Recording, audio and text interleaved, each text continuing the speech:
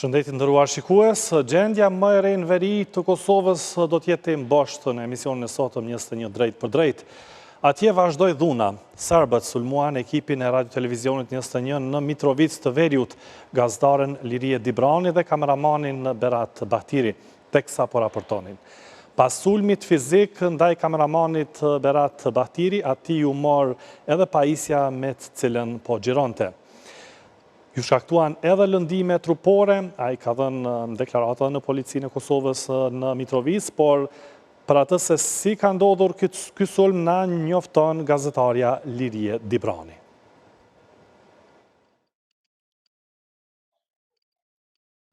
Sulmet në drejtim të gazetarëve që po raportojnë nga komunat në veri të Kosovës po vazhdojnë edhe sot.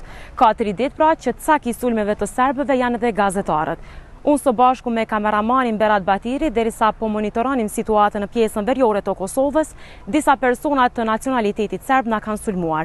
Kameramani Berat Bahtiri ka pësuar lëndime trupore, ndërsa për momentin po ndodhet në spital për tretman mjekësor. Vlen të theksohet se nga personat e nacionalitetit serb është marrë nga ne edhe pajisja me të cilën po xhironim. E më pas, së bashku me policinë e Kosovës, e kemi gjetur pajisjen, por të dëmtuar. Ishte gazetarja Lirie Dibrani, pra ekipi radio-televizionit 21 nga Mitrovica e Veriut pas sulmit të serbëve ndaj kolegëve tanë që po raportonin atje. Tani në linjë të drejt për drejt, e kemi reporterin tonë në Leposavić, Burim Zariqi. Burim, si është gjendja më e re në Leposavić dhe si është gjatë ditës? Po, përshëndetje, pra jemi drejt për drejt për para objektit të komunës në Leposavić. Këto për momentin situata është e qetë, protestuesit janë të vendosur, një grup i vogël momentalisht është i vendosur për para komunës së Leposavićit, ku brenda kësaj komune është ende duke qëndruar kryetari i ri Lulzim Hetemi. Ai në fakt që nga ora 5 e mëngjesit të djeshëm vazhdon të qëndroj në objekt brenda. Sipas bashkëpunëtorëve të tij, nuk dihet se kur do të dalë nga objekti, për shkak që po shohim edhe forcat të KFOR-it, të shumta trupa të KFOR-it, automjetet të policisë e Kosovës. Sipas informacioneve që kemi, ai vazhdon të qëndroj brenda objektit, pikërisht për shkak të gjendjes së sigurisë, që gjendjes së brisht të sigurisë e cila është për rreth komunës. Ajo është krijuar nga protestuesit që hera herës në shumë raste në fakt janë shumë agresiv dhe kanë brohoritje në drejtim të kryetarit që është brenda, por edhe në drejtim të KFOR-it, për shkak që pak orë më parë rreth 30 trupa të KFOR-it amerikan janë bashkuar të tjerëve që janë në oborin e objektit të komunës Leposavićit, përderisa kanë qenë duke ardhur ta trupat të KFOR-it amerikan, protestuesit serb, edhe ndaj tyre ka pasur fyrje e sharje. Ka grupe të përfaqësuesve politik serb të cilët po vinë kohë pas kohe duke mbajtur edhe takime me protestuesit serb, sikur i inkurajojnë për të vazhduar të qëndruar përpara objektit të komunës së Leposavićit, ndërsa mbi komunë vazhdon të valvitet flamuri i Republikës së Kosovës i vendosur pas hyrjes së kryetarit të ri Lulzim Hetemi. Por kem parë gjatë ditës edhe po helikopter që kanë qëndruar mbi komunë, madje ka pasur edhe dron që shërbejnë për hetimin apo vëzhgimin e gjithë situatës nga larg, dron të KFOR-it natyrisht. Burim, po shohim numër shumë më të vogël të protestuesve, janë shpërndar shumica prej tyre? Po, Ilir, tash është një grup mjaft i vogël, po janë disa që po qëndrojnë në këpër lokale këtu përballë komunës, sepse pak minuta më parë ka qenë një rreshje e madhe e shiut dhe sigurisht për shkak edhe të saj janë zbrapsur, kanë hyrë disa nëpër lokale brenda, por është numër më i vogël krahasuar me orët e paraditës kur kanë qenë të vendosur përgjatë kësaj hapësire këto. dhe natyrisht po shihet një lëvizje, arja nëse ka mundësi ta shohim një lëvizje brenda oborrit të komunës, sepse her pas here zyrtarët përfaqësues politik serb apo zyrtarët përfaqësues të listës serbe po tentojnë të negociojnë me ata të KFOR-it për të gjetur një zgjidhje sepse kërkesa e serbëve është që të hiqen ato automjetet e policisë e Kosovës që janë përballë hyrjes objekti komunal, po ashtu kërkesë urgjente e serbëve është që të dalë kryetari nga komuna, pra të lëshojë objektin, sepse sipas tyre nuk është kryetari tyre dhe është i papranueshëm që të vazhdoj të qëndrojë në atë objekt. Janë grup i vogël për mjaft, po themi, tensionuar, sepse do flasim edhe në vazhdimsi sigurisht për këtë tension të tyre. Tu kisha lutur të qëndrosh edhe pak në linjë, pasi që e kemi ekipin tjetër në Mitrovic të Veriut, gazetaren Lirie Dibrani dhe kameramanin Berat Bahtirit, cilët sot janë sulmuar nga serbët derisa po raportonin nga ajo pjesë. Lirie, nëse po më dëgjon, përshëndetje. Lirie, si ndodhi sot sulmi ndaj jush? Po, Ilir, po ju dëgjoj. Po, Ilir, derisa po vazhdojnë edhe dita e tretë e tensioneve në veri të Kosovës, po vazhdojnë edhe sulme ndaj mediave kosovare, të cilat janë cak i sulmeve të personave të Serbisë. Vlen të theksohet se paraditja e sotme ishte e qetë në pjesën veriore të Kosovës, por megjithatë vërej një frymë tensioni. Kemi qenë, Ilir, të provokuar gjatë gjithë kohës, qoftë me fjalë ose edhe me simbole të Serbisë, por megjithatë provokimet e serbëve vëreshin, bëheshin dukshme më të dukshme në momentin kur ata edhe targat e veturave tona, rreth orës pra 14:30 në sheshin Car Lazar, derisa po së bashku me kameramanin Berat Batiri, po monitoronin pra po monitoronin situatën në pjesën veriore të Kosovës, disa persona të nacionalitetit serb na kanë sulmuar dhe më pas kanë marrë edhe një pajisje të cilën kemi xhiruar ne me të. Dhe më pas e kemi gjetur pajisjen, por e kemi gjetur të demoluar krejtësisht. Berati ka posuar lëndime trupore dhe i cili është dërguar pra për tretman mjekësor edhe në qendrën më të afër mjekësore. Tash për tash kemi dhënë të gjitha deklaratat në policinë e Kosovës, pra kemi ndjekur rrugën ligjore dhe po presim që policia e Kosovës të merret me rastin më konkretisht. Lirie, si është gjendja shëndetësore e kameramanit Beratit?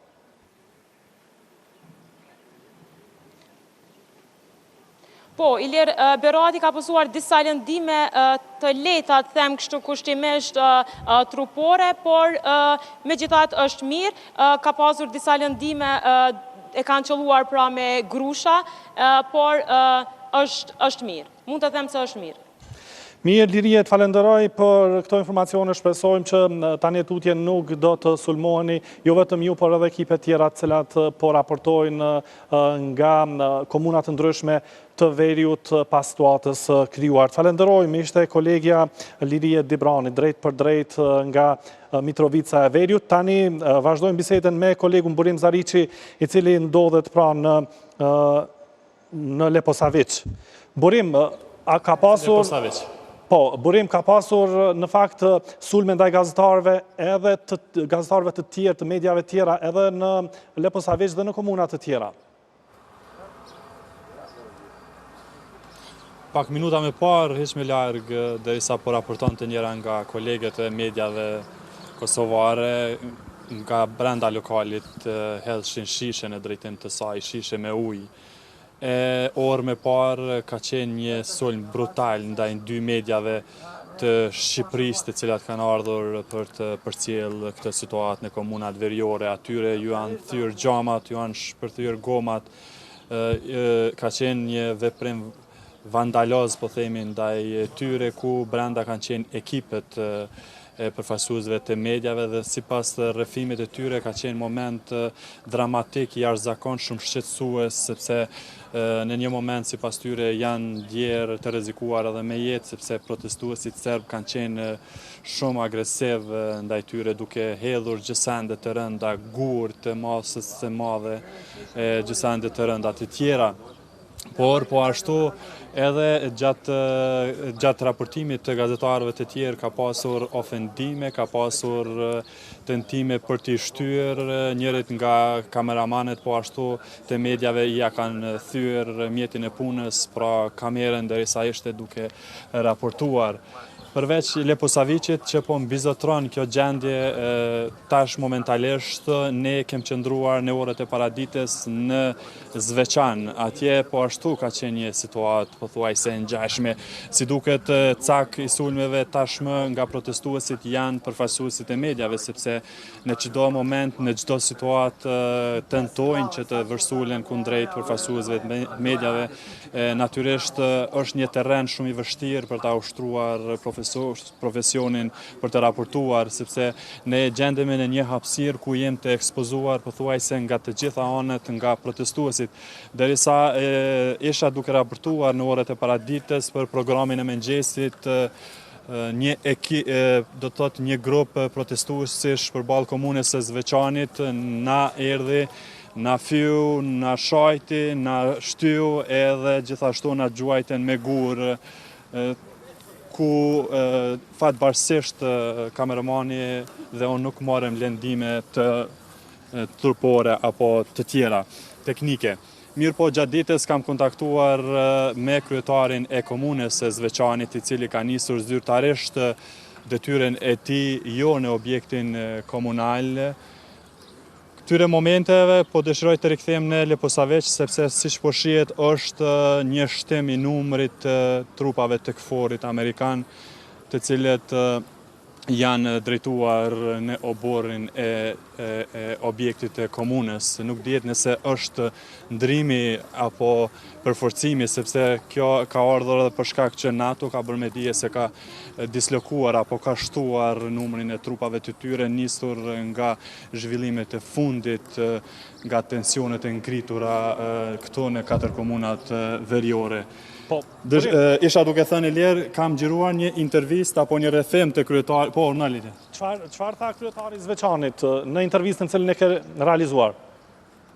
Po, për shkak që ai ka nisur sot detyrën zyrtare në një zyrë alternative, aty ku shërben ajo zyrë për komunitete, është në një fshat Lip që quhet të Zveçanit, shumë kilometra larg qendrës së Zveçanit. Ai ka thënë se nuk kthehet në objektin e komunës së Zveçanit pa u krijuar kushtet e punës, pa u krijuar një siguri ku mund ta ushtrojë pa pengesa funksionin e tij. Madje sipas tij, nëse në të ardhmen do të kthehej në komunë, ai ka një kusht që ndër të tjera policia e Kosovës të jetë të paktën jo brenda objektit komunal, por rreth tij që të ndjehet i sigurt, për shkak që rrethonat e krijuara, ai ka thënë se nuk mund ta ushtrojë një detyrë në shërbim të gjithë qytetarëve, ndonse e kam pyetur edhe për reagimet e përfaqësuesve ndërkombëtar, se me një përqindje kaq të vogël të votuesve apo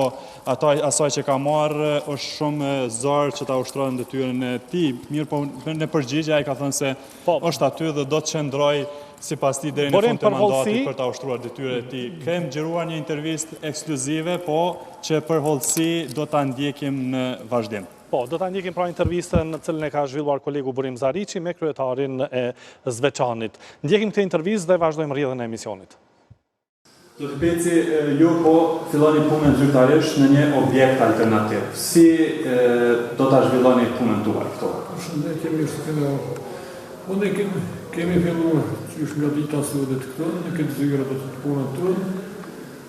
Për ditën e parë mirë të shkuar gjithçka me kabinetin tim, jemi këtu të punuar, kemi filluar këtë punën, është të shumë tutje se çfarë vendimesh do të marrni. Pse morët vendim që mos shkoni në objektin qendror komunal në Zveçan, por në këtë zyrë alternative ku shërben për komunitetin? Po ne nga dita e parë punës time, se din edhe jo të gjithë, po në ditën e parë kam shkuar do të thotë në zyrën e kryetarët, në komunizacionit mirë, po e po se nuk është e mundër me këtë gjendje, se dhe nështë edhe sot po vazhdan.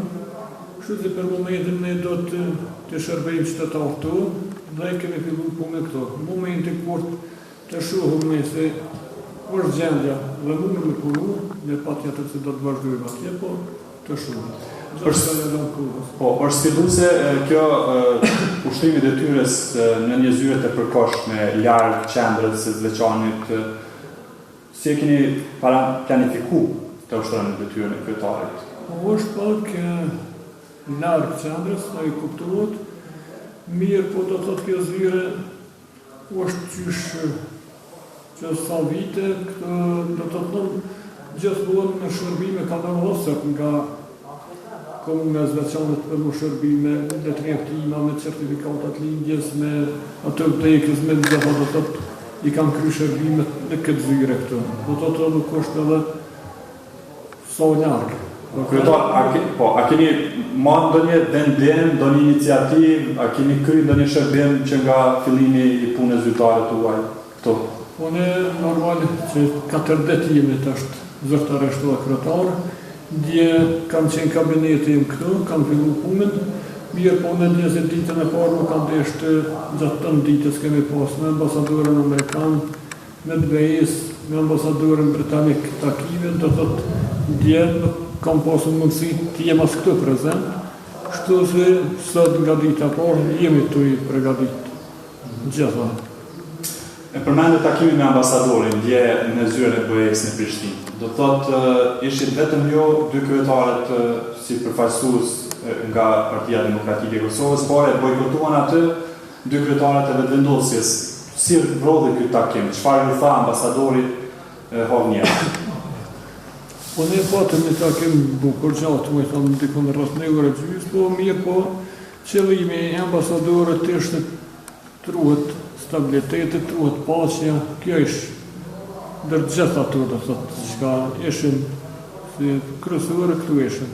Po, a i janë mbushi mendin ju që të vini në një zyre alternative dhe jo një qendër të komunalit të thotë në Zveçan? Jo, nuk kem biseduar për këtë, nuk na kam thonë në të kuptime se ose në këtë zyre ose në të, jo, absolut jo, po na përshka që rrëthanët, cilat edhe posë se e thatë ma herët, se ishët prezent të komuna e Zveçanit, tregu se nuk është për momentin gjendja. Mirë po, ne kemi vazhdu këtu, është shumë se edhe nga këtu mundëm i kry të shërbimet qytetarët, cilat janë më të nevojshme, gjithmonë janë duke lalon kohës. A mendoni se do ta zbatoni detyrën e plot, po themi si kryetar, në këto kushte, në këto rrethana?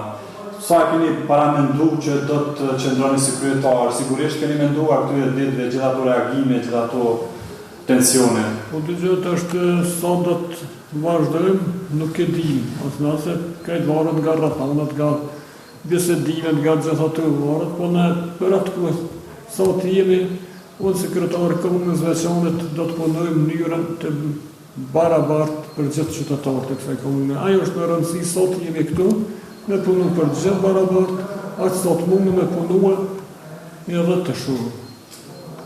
Qështë është një zgjidhjen? Bashkë bisedim me kënd? Bashkë bisedim me qytetarë, do të thotë, sfari muvi qytetarët. Ti kemë sa ma për qytetarët, ti dëgjojmë problemet e tyne.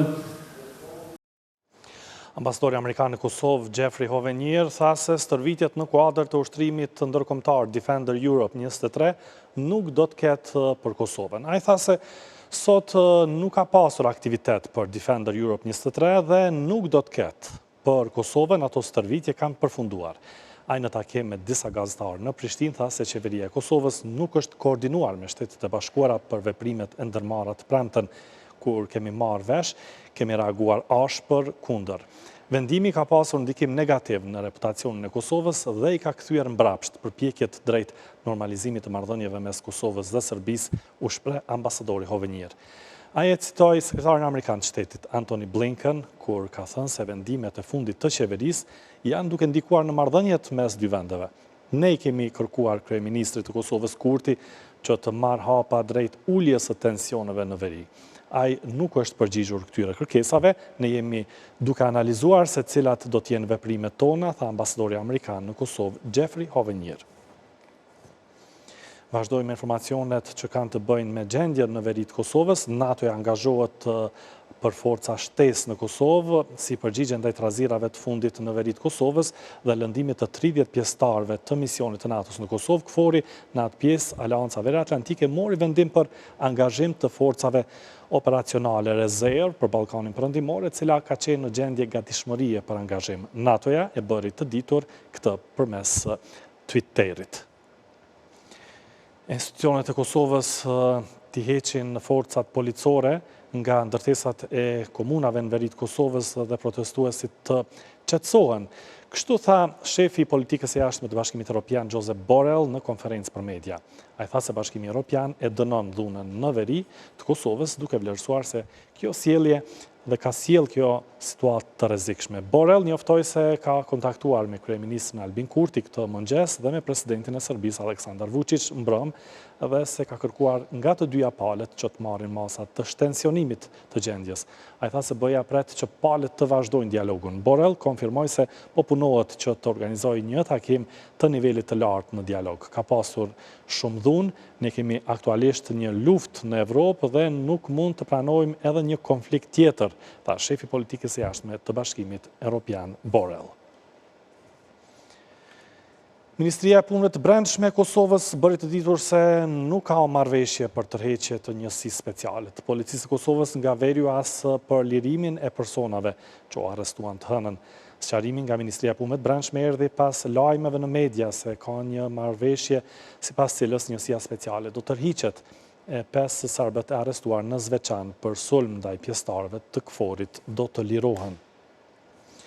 Deputeti i partisë në pushtet Lëvizjes Vetëvendosje dhe antari Komisionit Parlamentar të Sigurisë Arber Rexha i thotë se situata në veri duhet të shtensionohet nga vetë ata që e kanë krijuar strukturat kriminale të Vučićit. Deputeti Rexha i tha se është mëse normale që kryetarët e rinj t'i kryen detyrat e tyre në objektet komunale.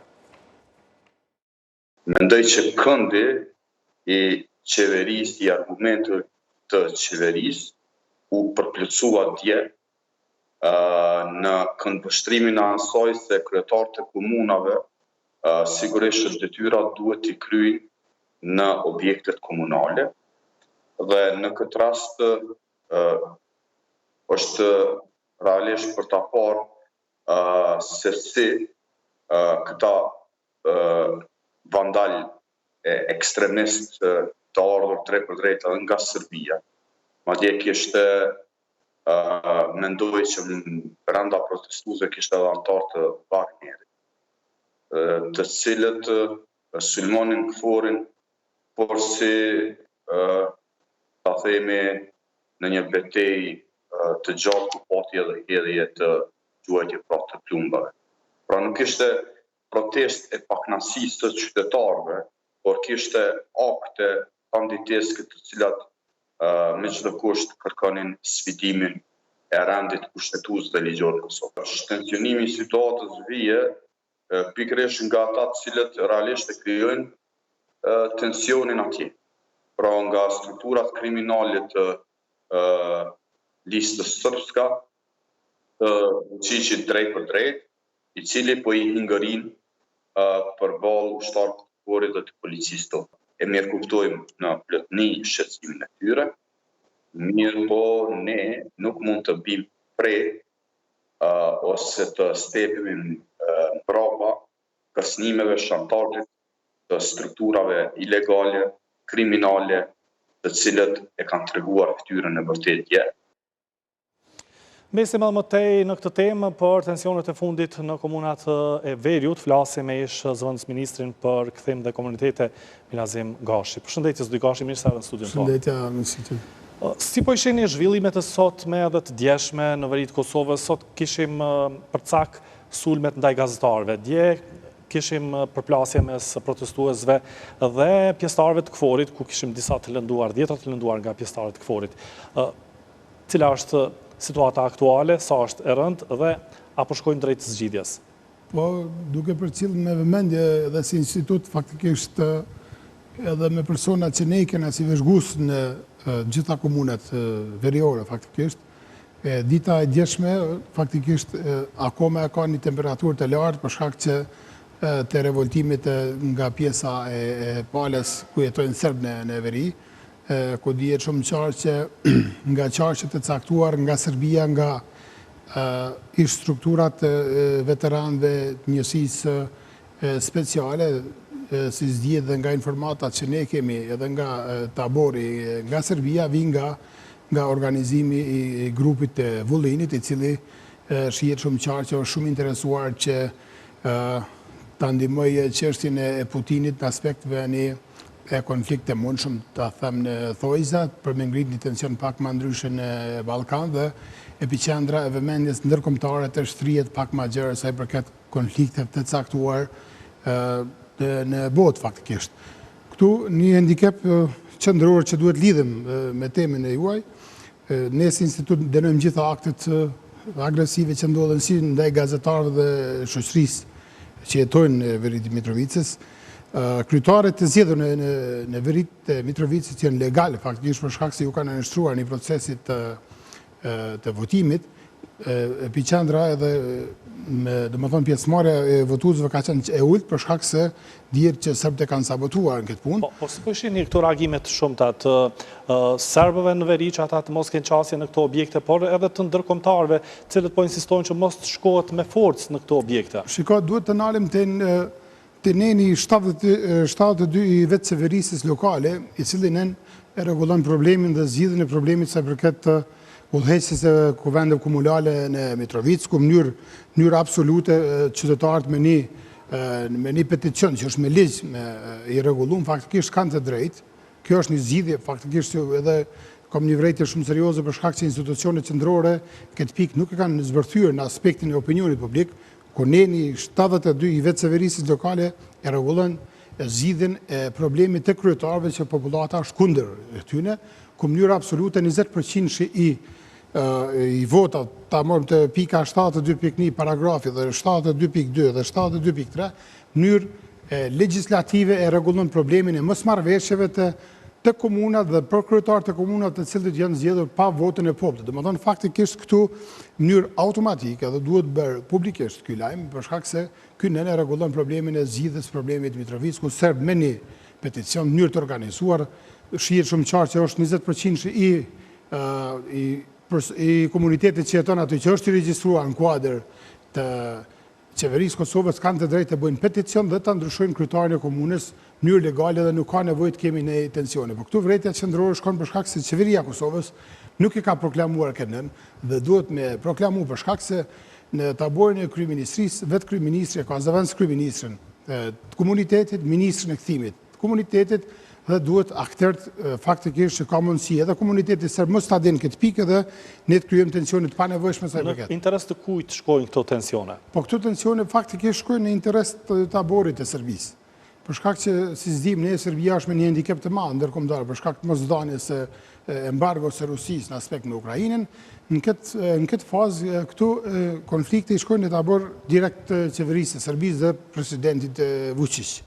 Faktikisht kjo është një point që Serbia din me ndërtu kësi pistash dhe leadershipi jonë është i papregaditur për shkak se po tenton që në mënyrë autonome të merr vendimet pa koordinim me Shtetet e Bashkuara të Amerikës, që është një gabim me fatalitete që do të ketë pasoja sa përket kësaj, edhe dihet shumë qartë që pa koordinim me popullin.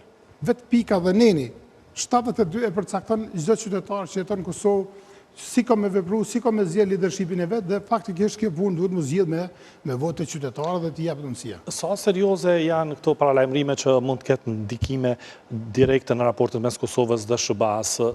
Sot ambasadori Hovenier tha se është ndërprer edhe manovra ushtarake Defender Europe 23 për Kosovën. Niveli amerikan është i fortë sa përket Ballkanit perëndimor për shkak se tematika dhe taktika se si ata veprojnë në Ballkanin perëndimor janë të çuditshme dhe janë me interesin tonë për shkak se ne gjendemi në një gjeografi politike për shkak të kartës së detit Adriatik, pastaj elementi kundër Rusisë ne na shkon në favor për shkak se jena në pjesë gjeografike që Amerikës i shkojnë mbështetje faktikisht në këtë element. Këtu shihet qartë që ne s'kena të bëjmë sa i përket leadershipit, kjo do të shihet shumë shpejt, do të ketë ndryshime radikale sa i përket skenës politike për shkak se ne nuk jena 350 milion banor, po jena 2 milion banor faktikisht edhe leadershipi tani aktual, nuk po dinë me demonstru lidhjen e përhershme të cilën lidhje ish presidenti Rugova i kishte ndërtuar hekurudhat e veta drejt Shtetet Bashkuara të Amerikës dhe Vatikanit dhe Evropës. Faktikisht ne jena të orientuar që ato hekurudhat ti riparojmë dhe mos kena konflikte, kryejmë hekurudhat të reja, sepse nuk na duhen. Jena popull i vogël dhe mund të kalojmë shumë lehtë. Cila është zgjidhja? Bashkimi Evropian po tenton që të organizojë një takim të nivelit lartë. Kurti Vučić, megjithatë, ky takim duket se nuk do të realizohet shpejt për shkak se është anuluar pjesëmarrja në konferencën në Bratislavë. Si është shtyr pjesëmarrja e Kurtit, ndërsa Vučić ka thënë se e ka anuluar.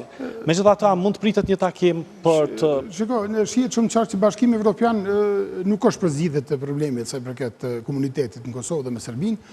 Ne e dim shumë qartë, ky është skenari i njëjtë si me arrestimin e zotit Xhuris, ku ka pas pretendime për shkëmbim të territorit, po zoti Kurti po modifikon problemin edhe po mbyllet, edhe po mshevet në koncept konflikteve për shkak se mund të them publikisht që populli është i përgatitur që nuk do të ketë luftë për shkak se ne kena edhe njerëzit tonë atje komunikojmë, ne kena zyrën edhe në Beograd, edhe në Shkup, edhe në Podgoricë. Njerëzit nuk janë të interesuar në Ballkan të ketë më konflikt edhe nuk ka hapësirë për shkëmbim të territoreve. Kjo është çështje e mbyllur për shkak se Shtetet e Bashkuara nuk e lejojnë këtë çështje, Evropa është për këtë punë dhe aktorët e caktuar që janë të kontraktuar nga Beogradi dhe çështjet e Rusisë janë të dakord të këtë shkëmbim të territorit, po në formën tjetër, si Kurti po tentuar të mshifet dhe të mbyllet për shkak se e kena një situatë shumë të acaruar faktikisht. Pra, prisni që të shtensionohet situata? Po, situata mund të shtensionohet, neni 72 vetëseverisës lokale të Kosovës se rregullon këtë problem në mënyrë absolute dhe shpresojmë që do të kemi zgjedhje të reja në veri dhe kryetarët, ata që do të zgjidhen do të jenë pjesë e institucioneve të Kosovës. Dhe këta kryetarë të rinë nuk do të kenë mundësi ta jo, në mënyrë legjitime neni 72 i përjashton në mënyrë automatike i vetëseverisës lokale faktikisht. Zoti Gashi, falenderoj shumë që ishit në studion e televizionit 21. Respekt, faleminderit për ftesën. Se dua me ish zëvendës ministrin për kthim dhe komunitete Milazim Gashi.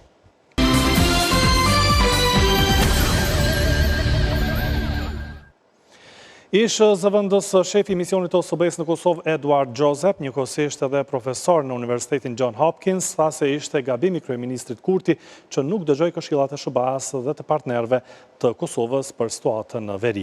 Intervistën e realizoi kolegu Arber Vlahiu. Mr. Joseph, good evening, and thank you for sharing your time with RTV21 tonight.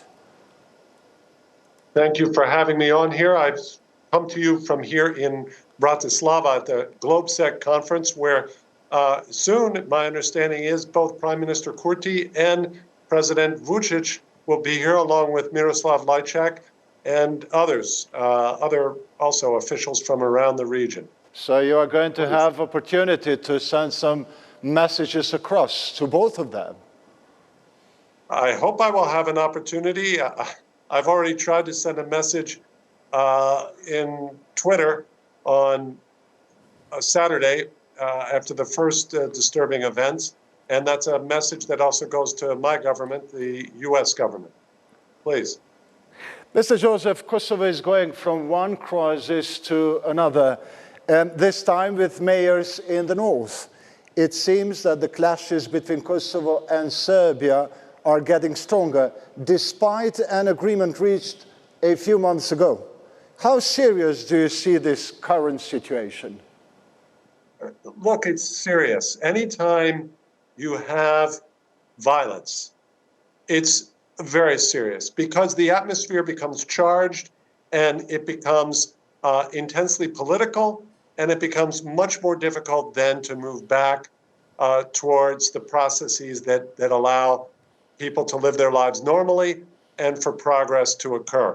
So it's serious. This is serious. I saw today the U.S. Ambassador Hovenier, strongly condemned the actions of the Serb protesters there, including wounding KFOR soldiers. Now, this is something that I mentioned on Twitter on Saturday, that I remember back in 2011 when the Kosovo Special Police were sent to the north.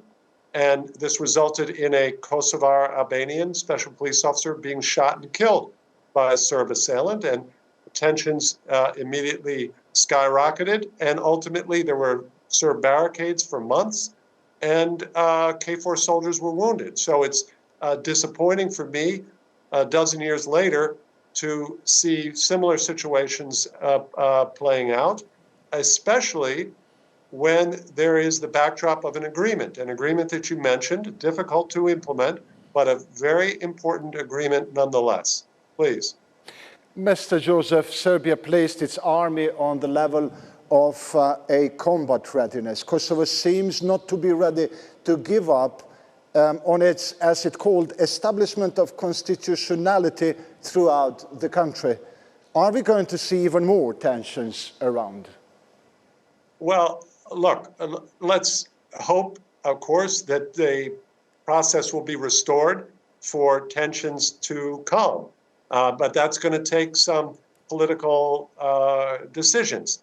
And hopefully even there could be some conversations here in Bratislava. I don't know that for a fact. I'm a participant and I'm not part of those conversations, but hopefully officials can take advantage of the fact that you will have Prime Minister Kurti and President Vučić here, and that hopefully there can be some urgent conversations about getting back to some stability. But we have to remember here that the backdrop comes, there's an agreement. Serbia, from the outset, President Vučić has tried to undermine this agreement. It's a very important agreement. Kosovo has obligations under that agreement, and so does Serbia, and so does the European Union. And each of those parties has to fulfill their commitments. That includes Kosovo, that includes this question of the association, and that process has to continue. And to move and establish an association that is completely in accordance with Kosovo's constitution and does not in any way threaten its functionality, sovereignty, or territorial integrity. But that's the context here. But of course, we're in a situation now that is very difficult, and we need to examine the responsibility of each side and what the United States and its European Union partners can do. Please. So you are expecting that Kosovo and Serbia, President Vučić and Prime Minister Kurti will discuss the mayor's issue once again in Brussels or elsewhere and decide about their future?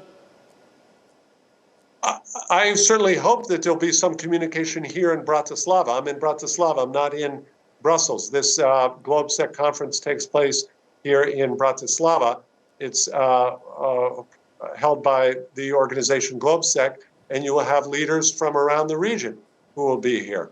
So you will have leaders from Bosnia-Herzegovina, from Montenegro, from North Macedonia, from Croatia. You'll have many leaders here. So they will be here, and I can't predict anything, but I certainly hope that there will be efforts to try to utilize this opportunity and to come to some formula to restore calm. Look, we have to remember, one of the things I warned about in my Twitter thread on Saturday is I remember that once you have a fatality like that, it changes the dynamics immediately. It's a tragedy for the family, and it changes the dynamics, and it makes it extremely difficult to restore calm and to have benefit. And we have to remember another thing, that this comes at a time when President Vučić is under great domestic pressure at home,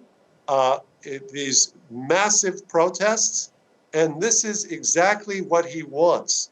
President Vučić wants this kind of disturbance in Kosovo so he can pretend to be the great protector of Kosovo and of Serbs. And this is exactly the type of dynamic that has to be avoided. And unfortunately, in my view, obviously, Serbia bears the larger responsibility here. President Vučić did not give the signal after Ohrid like he should have for Kosovo Serbs to go back to Kosovo institutions. He did not take that opportunity. But Prime Minister Kurti also, as I've written, also shares in the responsibility. He was specifically cautioned in a message from the United States, the great friend of Kosovo, and its Quint allies on 18th of May, cautioned about the steps that and how to approach this very delicate issue of having mayors go into the north when the elections, let's face it, they were a failure. Now, Serbia bears a major responsibility for why those elections were a failure, but they were a failure nonetheless. And that means that Kosovo government has to proceed very carefully and work with its U.S. Very close friends in the United States and others. And I say one other thing here, as a former official in Kosovo, as the former deputy head of mission in Kosovo, any Kosovo government, not just this Kosovo government, any Kosovo government must coordinate its actions when going into the north, actions that can contribute to tensions, must coordinate with KFOR, in particular, also ULEX and friends like the United States. It's an obligation because it is KFOR ultimately that has the responsibility for maintaining security. And no one has the right to take steps that will create tensions and then turn to KFOR and say, well, look, now it's your job, take care of everything. In my view, that was irresponsible of Prime Minister Kurti, but that doesn't mean he has equal responsibility with President Vučić. President Vučić has more responsibility. But Prime Minister Kurti also bears responsibility. He had the proximate responsibility, the immediate responsibility of respecting what the U.S. and its friends and supporters of Kosovo wanted to do, some restraint. So now we're in a situation that this is very bad. As in 2011, 2012, KFOR soldiers also have been wounded. They were wounded then. I remember that. I remember clearly. They were shot in 2011. I believe they were KFOR from Germany. They was shot by Serbs. And today, I understand that KFOR soldiers have been wounded. So this is, I'm sorry to say this, but Prime Minister Kurti also shares responsibility. I say again, President Vučić has more responsibility, more here. He's a destructive character, President Vučić. He's tried to undermine this agreement, a very important agreement with Kosovo. He refuses to put EU sanctions on Russia as he's obligated. He sends Alexander Vulin to Moscow to strategize on security very dangerously with Russia. So no one is here. I'm not comparing Kurti and Vučić. I'm not comparing, but I will say again, Prime Minister Kurti also bears responsibility. But aren't both sides trying to avoid or to halt the implementation of the agreement reached in Ohrid and in Brussels earlier? Well, you know, this is, if that is the case, that's very unfortunate because that agreement, it's not perfect. I know it's not perfect. I've explained, I've written for years. I know exactly the dynamics here. The dynamics here are with the four NATO non-recognizing countries, Greece, Romania, Slovakia, and Spain. And even today, I want you to know, I asked here publicly at Globsec in Bratislava, I asked the foreign minister of Slovakia about recognizing Kosovo. Now, obviously, these kind of tensions in the north, of course, make it so to ask such a question is not as credible as it would be. But I've always been the believer that that's the most important case here. And this agreement, this Ohrid agreement, is very important because it contains a form, a de facto form of recognition, and that can create a dynamic for Kosovo's recognition. It's not guaranteed. All of us, including me, have to continue to raise this issue and get the United States government to ask these countries. My suggestion is that Ukraine should recognize Kosovo. And we saw Ukraine did a forward step in Council of Europe. And I just here also met the Secretary General of the Council of Europe. I just met her here today. There's many important officials here in Bratislava. So, but this type of tension and this type of conflict does not serve Kosovo's interests. This does not advance Kosovo's prospects in getting what it wants and getting what Kosovo deserves and needs. So this was a mistake. I will say that very clearly. This was a mistake by Prime Minister Kurti to go into this trap that is benefiting President Vučić at a time when President Vučić is very vulnerable. Please. Mr. Joseph, last week, hours after the first riots in the north, there was a strong warning from the US State Department towards Kosovo through the American Secretary of State, Mr. Blinken. Is Kosovo facing serious consequences in its bilateral relations with the United States? The answer is obvious. If Secretary of State Blinken says there are severe consequences, then that's the only answer anybody needs, is that this is coming from the highest level of the State Department, Tony Blinken, who I know and who I respect. So this is very serious, and that's not good for Kosovo. That Kosovo should always respect its great friend and work maximally and coordinate very closely. In the U.S. Embassy, Ambassador Hovenier, who is a friend of Kosovo, and the State Department. So this is not good. In my opinion, as I wrote on Twitter on Saturday, the U.S. Went too far in saying that there will be consequences for the relationship. I don't believe that the State Department should have said that. I think that was going too far, even though Prime Minister Kurti made a mistake and deserved to be criticized by the United States. This went too far because the U.S. does not take any type of similar criticism towards President Vučić and does not hold him accountable when he is much more responsible for this situation and for instability in the region, not just in Kosovo, but in Montenegro, in Bosnia-Herzegovina. Mr. Joseph, you are saying it went too far. Did Mr. Kurti went too far in not listening what the advices are from the United States and other European partners? Yes. This is all contained in my short Twitter thread on Saturday that anyone can see if they just look on Twitter at Edward P. Joseph. Use a middle initial P like Pristina, Edward P. Joseph. So if you look at that, you can see my Twitter thread. And yes, this was a mistake.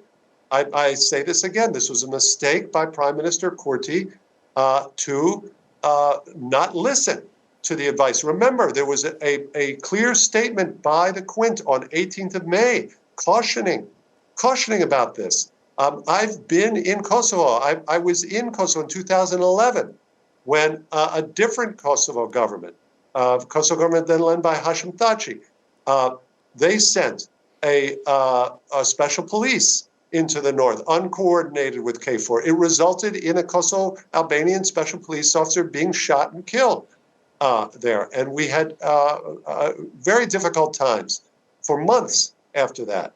So remember, this is very important to remember. Any Kosovo official, Prime Minister Kurti and President Osmani, and I hope President Osmani will also be, that she will be here a voice of responsibility and of reason. There's an obligation of any Kosovo government to coordinate with KFOR. KFOR has the responsibility, for ultimate responsibility for security. Also coordinating with ULEX, also coordinating with the U.S. Embassy and other key partners of Kosovo. So Prime Minister Kurti did not do that. That was a mistake, and that was an irresponsible act on his part. But my point is that doesn't make him the same as President Vučić. That's my point. He's not equally responsible. Kosovo is not equally responsible as is Serbia in this case, and that's why I thought the U.S. criticism, it was Prime Minister Kurti deserved to be publicly criticized by the State Department, but the statement that relations will be affected, it was not correct. It was going too far because there's no similar criticism of President Vučić, who is doing much more damage to U.S. interests than is Kosovo, which is aligned with the United States, and then Serbia, which is supporting Russia in this terrible war against Ukraine. Please. And let me ask you, Mr. Joseph, are these latest tensions in the north opening a wide door for an association with executive powers, with Serbia insisting to protect Serbs in Kosovo after all what happened there? Well, I tell you, the fact that you even ask this question as a respected journalist in Kosovo suggests how serious and what a mistake this was to not listen to the United States. The fact that you ask this question, even that you're considering such a possibility, just shows that this was a terrible mistake. Prime Minister Kurti should not have done this. He should have stayed and coordinated very carefully with KFOR and the U.S.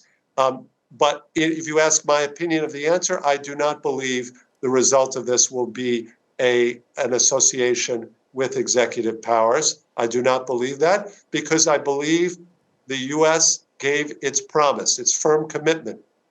There was the article written in Cohaditore by Derek Chollet and Gabriel Escobar, and they made it clear what the limitations would be on the powers of the Association of Serb Majority Municipalities, and the U.S., I believe, will keep its promise and has to keep its promise no matter of what this happened. But your question suggests that Belgrade will try to exploit this and try to say, oh, look, we need more.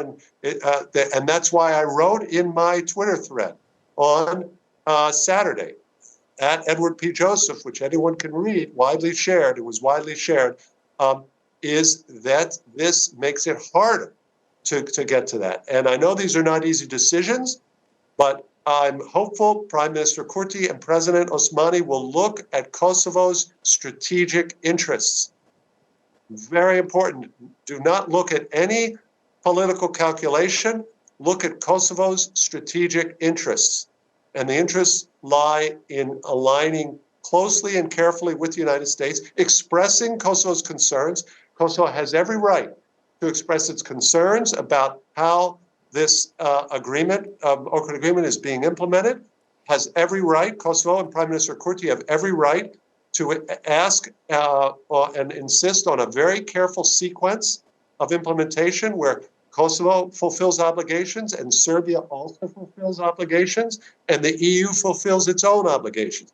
And in my opinion, as I've written, the EU should register this important agreement with the United Nations and take that step and show Serbia that this is in fact a very serious document and registered at the United Nations, and it does in fact have a legally binding character. So that's it, but I do not believe in the end that there will be an association with executive powers. This would be, of course, repeating the mistake of Bosnia-Herzegovina and Republic of Srpska, and we see the disaster with every day with Milorad Dodik. Please. Edward Joseph, thank you very much indeed for talking to us today. You're welcome. Me ish zëvendës shefin e OSBE-s në Kosovë, Edward Joseph. Këtu e përfundojmë emisionin 21 drejt për drejt. Falenderoj për vëmendje, mirupafshim.